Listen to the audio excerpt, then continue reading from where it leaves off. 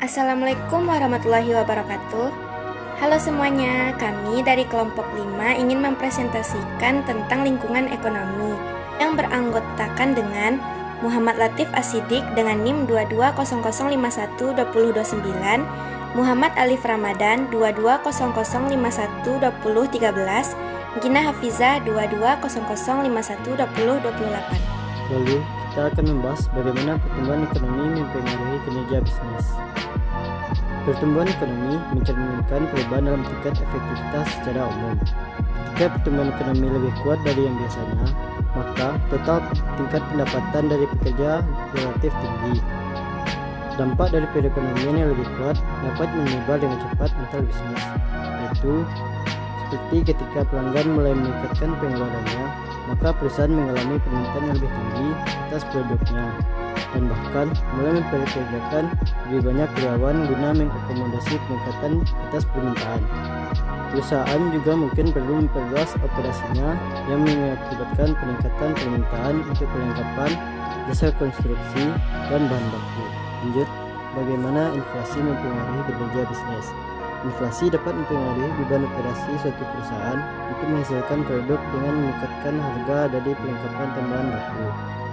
Tingkat inflasi yang lebih tinggi akan menyebabkan peningkatan yang lebih besar dalam beban operasi suatu perusahaan. Pendapatan suatu perusahaan juga tinggi selama periode inflasi tinggi, karena banyak perusahaan menggunakan harga yang lebih tinggi guna mengompensasikan beban yang lebih tinggi. Pengaruh dari kondisi perekonomian mempengaruhi kinerja bisnis. Yang pertama, industri pariwisata, kedua, industri perbankan, ketiga, industri transportasi, keempat, industri barang konsumsi, dan yang kelima, industri farmasi. Data pertumbuhan ekonomi. Ekonomi Indonesia tahun 2018 tumbuh 5,17%, lebih tinggi dibandingkan capaian tahun 2017 sebesar 5,07%. Dari sisi produksi, pertumbuhan tertinggi dicapai lapangan usaha jasa lainnya sebesar 8,9%. Dari sisi pengeluaran, pertumbuhan tertinggi dicapai oleh komponen pengeluaran konsumsi lembaga non-produktif yang melayani rumah tangga atau PKLN PRT sebesar 9,08%. Industri pariwisata. Sektor pariwisata memiliki peran penting sebagai salah satu sumber bagi penerima devisa serta dapat mendorong pertumbuhan ekonomi nasional, khususnya dalam mengurangi jumlah pengangguran dan meningkatkan produktivitas suatu negara. Sektor pariwisata merupakan salah satu sektor strategis yang harus dimanfaatkan untuk pembangunan kepariwisataan sebagai bagian dari pembangunan nasional. Penelitian ini menggunakan model persamaan simultan yang diestimasi dengan two-stage least square.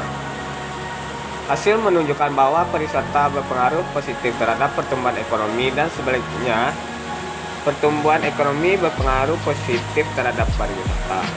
Faktor ini berpengaruh terhadap pariwisata di Indonesia, yaitu nilai tukar dan inflasi.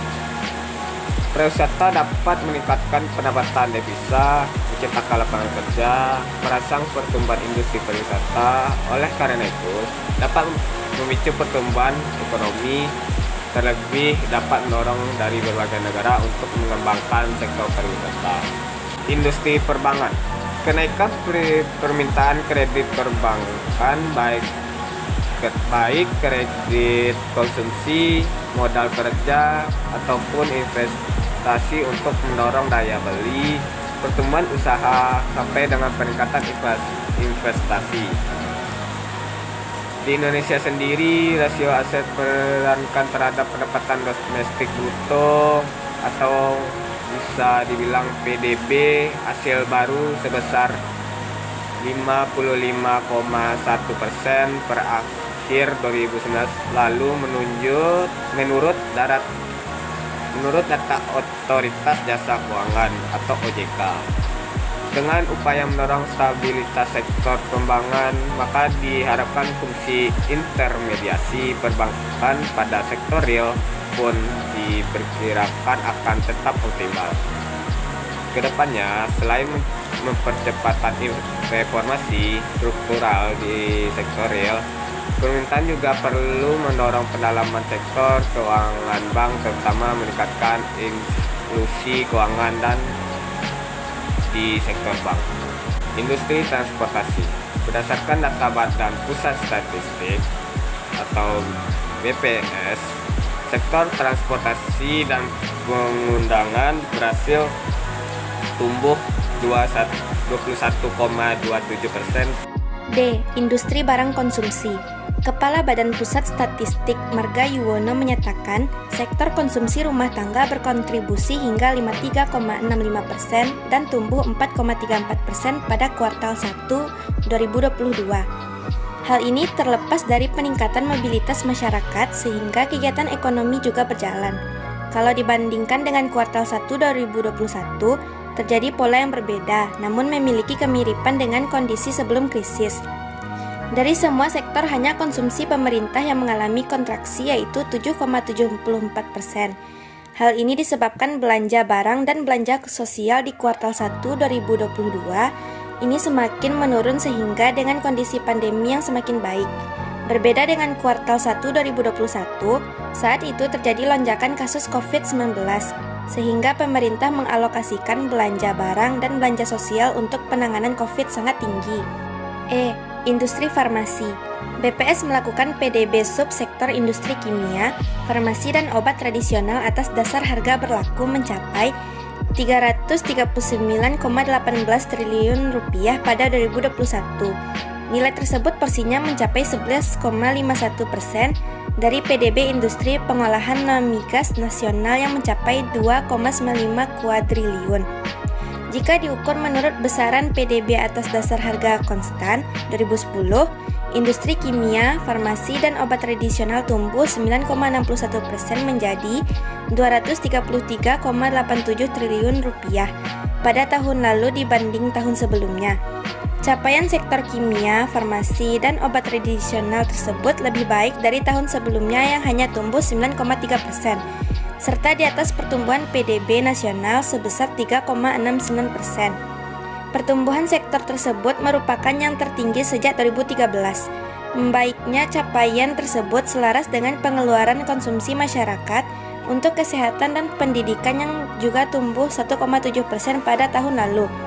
Sebagai informasi, industri pengolahan non-migas berhasil tumbuh 3,69% sepanjang tahun lalu.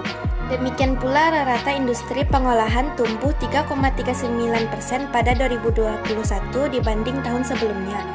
Berikut adalah grafik industri farmasi. Sekian hasil diskusi dari kami. Terima kasih. Assalamualaikum warahmatullahi wabarakatuh.